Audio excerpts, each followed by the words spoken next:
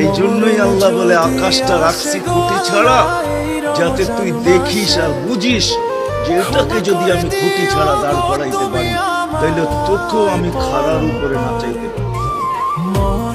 তোর বাবা দরকার ছিল বিশাল সূর্যটাকে যদি আমি মহাশূন্যের ভিতরে রাইখা যদি আমি এটাকে ঘন্টায় 6 লক্ষ কিলোমিটার বেগে যদি দৌড়াইতে পারি, যেটা তোদের দুনিয়ার থেকে 13 লক্ষ গুণ বড়, আমি আল্লাহ যদি এটা পারি, তাহলে তোর মতো 3.5 হাইতা একটা মানুষ, 6 ফিট 6.5 ফিটের একটা মানুষকে আমি বাধ্য করব।